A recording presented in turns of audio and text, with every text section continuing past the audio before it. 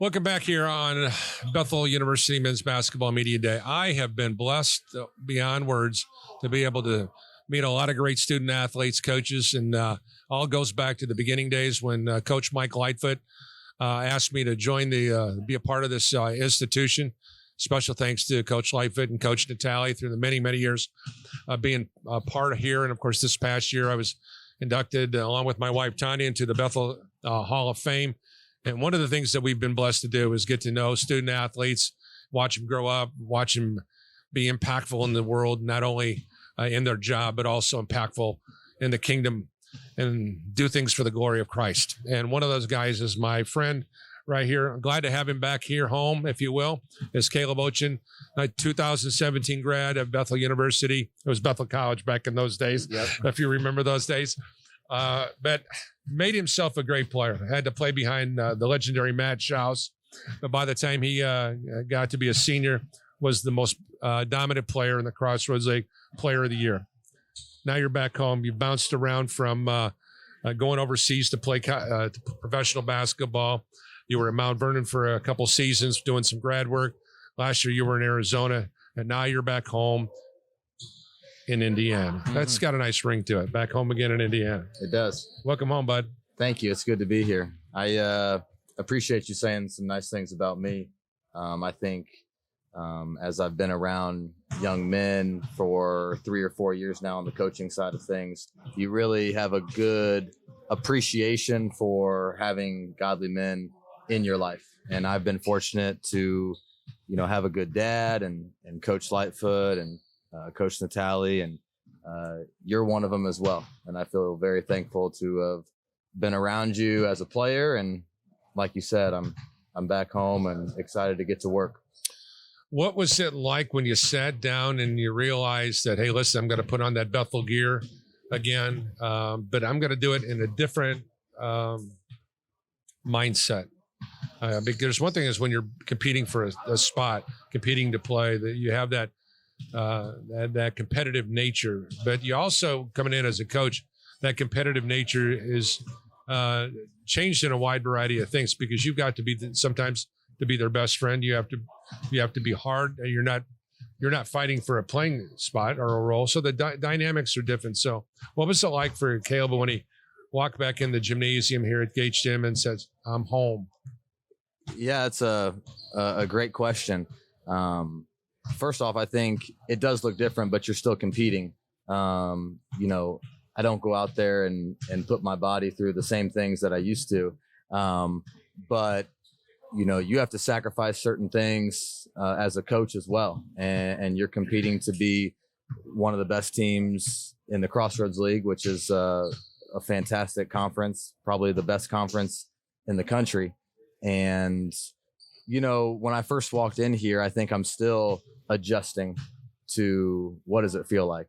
The feelings are still setting in that I get to coach this team in a month 3 weeks when we have our first practice. So the adjustment is still going on. I'm just really thankful to be back home where I played, a school, and really specifically people that I got to know, relationships that I got to build while I was here, and humbled to be in a position where maybe I can make an impact on the sidelines, in a different light than when I was a player. Things are different now this time around because you're married, got kids. Mm-hmm. So the dynamics are different. It's not about scoring 1,200 points as you did in your college career. Now it's about helping others to try to score 1,200 career points or whatever the case may be. So you understand what they're going through, and you're not too far since removed from remembering what it was like to have to play. And one of the things that I look back on that Ryan Lightfoot did a tremendous job is in help teach the game of basketball, mm-hmm. and the physical aspect of the game of basketball. I thought he was a great individual. He helped develop you as a player. Now you're taking on that same type of role that you learned from Ryan when Ryan was an assistant coach. Yeah, no, Ryan did a lot for me when I was a player, a ton from a player development standpoint, from a mental standpoint. The last year when I was down in Phoenix at Arizona Christian, he was at Grand Canyon. And so we spent a lot of time together. He would come over to my place. I would go to his place, and we would just talk life and basketball. And he's more or less a big brother to me, and very thankful for the impact that he had on my life. But you allude to making a difference in these kids' lives and being a dad as well. There are certain things that the young men that we get to impact must know. They must know how to compete. They must know how to overcome hard things in their life. Because as coaches, we're not just coaching the game of basketball, we're coaching young men as well, and hoping to prepare them to be future husbands, to be future fathers. My wife is due with our second in the next 2 weeks. She's 38 weeks. And so how do you walk through those things as a godly man?